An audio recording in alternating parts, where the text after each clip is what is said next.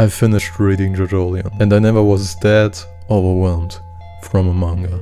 Now, what I mean with overwhelmed is not emotionally, but rather with how much shit happened in this beautiful mess that we call Jojolion. Parked up outside in the old school.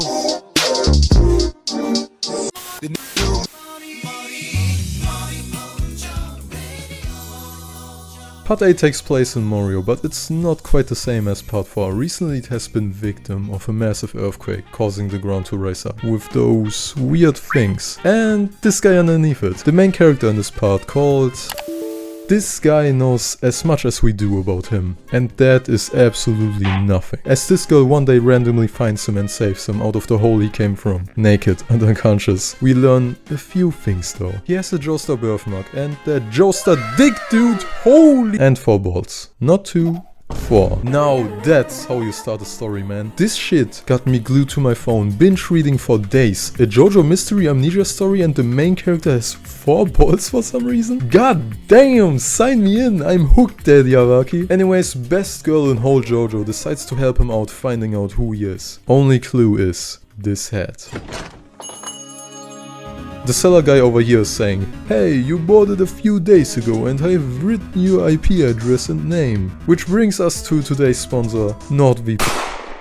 Yoshikage Kira. Now, there's no fucking way that it's that uncomplicated and that easy. And a Joestar birthmark on someone called Yoshikage Kira? Hell nah. So they decided to check out his apartment. They have the same shoe size, hats, clothing. It somehow fits all perfectly, too perfectly. If there weren't these. Rising doubt if he is really the one who is called Kira. Also, there's this guy confirming this who wants to kill Kira but mistook 4 balls guy with him cause they are almost identical but not the same for some reason. And Kira's actually already dead and has 0 balls. And exactly something like this makes part 8 so addicting. The mystery and every chapter how we get some hints and points which are also telling a bigger part of the story is so well made. Without a name, family, or anyone even looking for him, he gets assigned to a family until he regains his memories. The Higashikata family, accepting him like a real family member, giving him the name Josuke Higashikata. And that's how the insane, messy, chaotic story begins. And if you thought that this shit is just going to be about his amnesia, you were fucking wrong. Because this part somehow manages to make the story even more bizarre, random, and unpredictable. We got boners, smoking kid, epic Beatles fighting, Lamborghini and tree, and a baby and a wasp. Spoilers. So, what the fuck are you doing right now? You should be reading Jojolion and sub to my channel. I think Jojolion is one of these mangas that's just not easy to summarize. Especially when you try to make a video under 10 minutes. There's a fuck ton happening here. Look, that's the plotline of Steel Ball Run, for example, and then there's Jojolion. Well, at least it feels like that. Multiple little storylines, noteworthy characters, stands, arcs, developments. You know, it's just way too much. So I'm just gonna talk about the things that are important.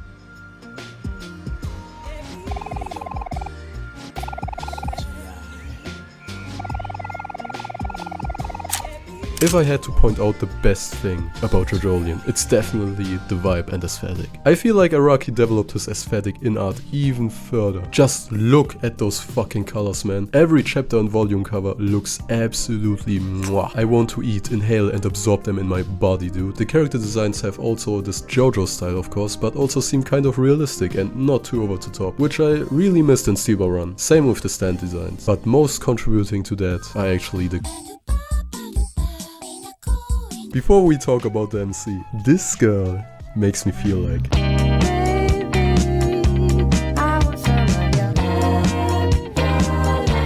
Her style, hair, personality. Araki really knows how to make female characters, but I still feel like she could have been a more deeper character. More screen time, and not just a character that's tagging along, but more of a Johnny and Gyro duo would have been sick. She literally has been third wheeling in this arc, for example. But the dynamic and chemistry between those two, man. I like that Araki wanted to experiment with romance, but there was too few interactions. It's lost potential. I was hungry to see them talk more. Nevertheless, I still was beaming when they were together, eating those things, fighting stands, or just sitting there. Yasuo and...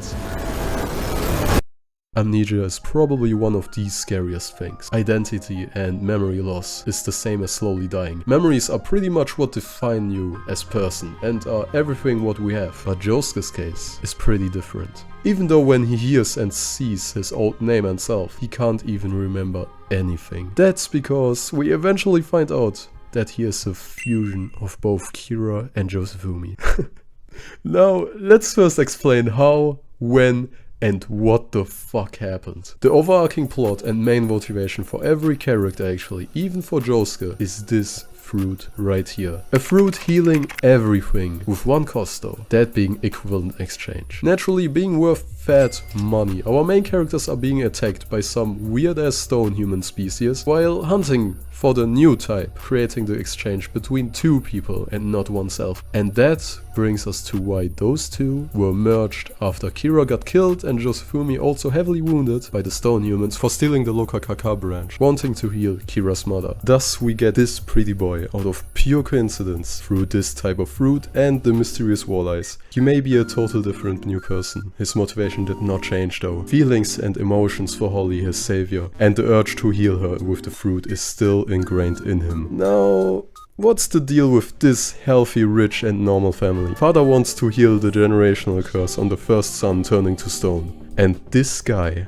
oh man, I fucking love this guy. Joben Higashikata is the oldest son. He wants to see his family on top. Social worth is everything to him. Power, wealth, and of course healing his own son. Setting out to go against pretty much everyone, even his own father, who doesn't meet him eye to eye sometimes. Involving his own 7-year-old son in heavy things. Dude, these characters are pretty determined and serious about this shit, okay? Wait, what?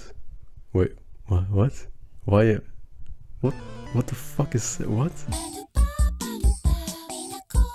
The stone humans, who have this whole thing actually secretly under control, trying to keep the fruit as a secret, gaining money and power from the trenches, exploiting humans' higher society, infested as parasites no one even knows about, and have probably control over humans as end goal. These guys are absolute aliens. But there's one guy who is orchestrating this whole shit from above, with one of the, if not the most invincible stand thus far, invalidating every action against him, controlling calamity itself, and kills every person automatically, no matter the circumstance. This little TikTok fuckboy is the main villain of this part, who has been secretly in Yasuo's life all the time actually, who has been observing pretty much everything closely, killed Best Boy and Joben with no sweat, fucking up the whole family, and comes out of the trenches to get the Lokakaka plant, having his goal with only some inconveniences in hand. Controlling the flow of calamity, the world and game of life is all on his side. If there wasn't, I don't know man, he has a bubble that just doesn't even exist in our universe and fucks him up through sending the bubble through the telephone, and boom! Absolutely ignoring the law of Wonder of You. Now, if you think, damn, this Nike guy really didn't put much attention to the antagonist, well, that's because Araki didn't either, man. Welcome to my Let's Shit on Part 8 section.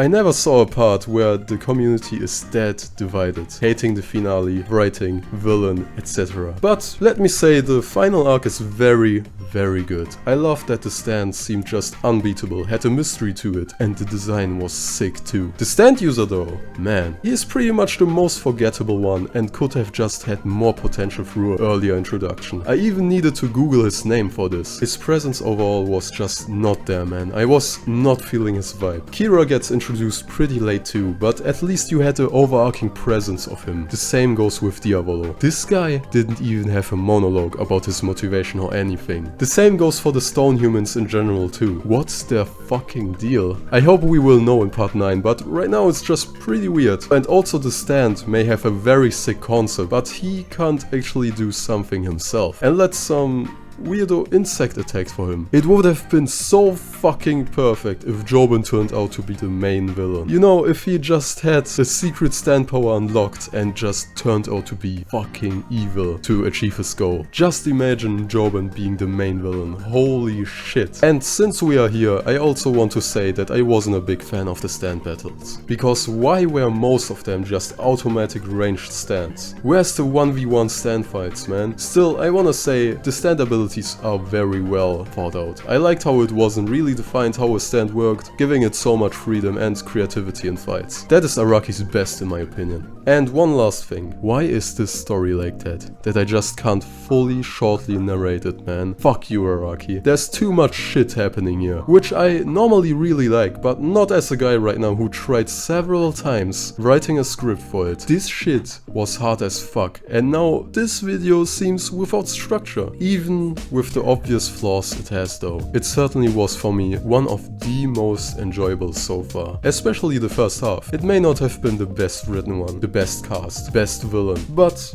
it certainly was a crazy, chaotic, messy and fun as fuck ride. The ending in my opinion was very satisfying, giving a resolution to Josuke's character, accepting he will never find his past life, but enjoys the new life that he has. I love this family, I love the characters, I love Tiramisu, man. I love the random convoluted shit that's just impossible to mention all in this video, sadly. I love part 8. And now I can fully confirm that there's certainly no bad part in whole JoJo. Don't forget to sub and like, keep your head up.